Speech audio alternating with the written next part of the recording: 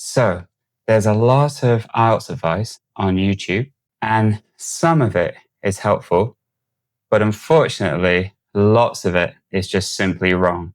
So I'm a real IELTS examiner, and today I'm going to explain the biggest IELTS lies I have regularly seen online and why they don't match how the exam is really marked.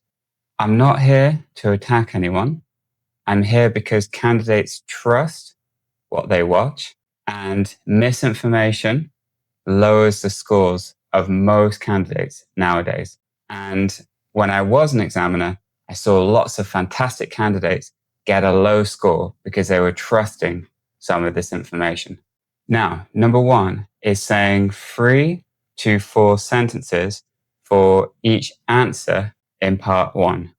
Now, this often leads to very confusing answers. If I ask you a direct question like, where is your hometown? If you say 3 to 4 sentences, your answer becomes really confusing. So I strongly recommend that you don't do this in the exam. Just listen very carefully to what the examiner is asking you and answer the question directly and as clearly as you can. Number two is IELTS examiners are looking for tricks in the exam. Now, let me be quite firm here. This is fundamentally wrong. Examiners follow descriptors. There is no secret scoring system and no hidden checklist. We are not looking for 2 linking words per answer or 2 tenses per part of the exam. There is nothing like that that exists in the exam. Number 3 is speak quickly to sound fluent. Now, quick speech is not fluency. What improves your communication is listener comfort, its natural pausing, and its clarity over speed. If I'm struggling to understand you during the exam, your fluency score doesn't go up, it actually decreases in the exam.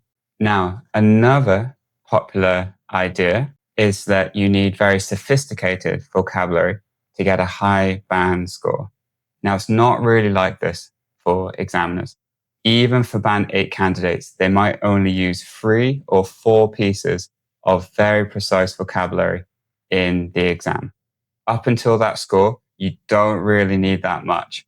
And generally, what happens is that candidates actually use words incorrectly in the exam because they're trying to make what they say more sophisticated.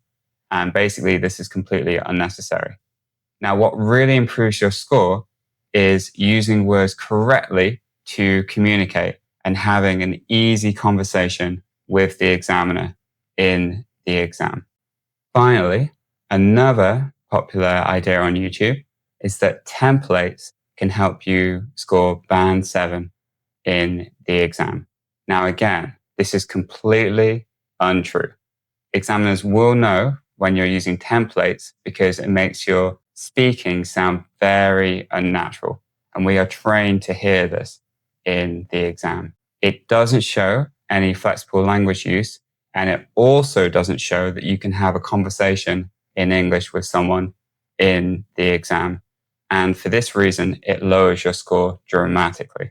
So why do these myths spread on YouTube?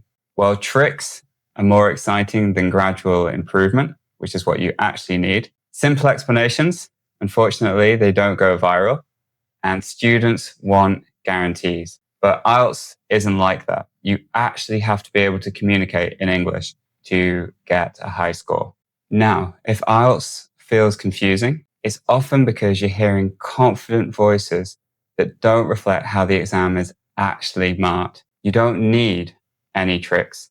You don't need to impress anyone. All you need is controlled and consistent English to get a high score. So if you want explanation from someone who has years of marking the exam, click subscribe on this channel.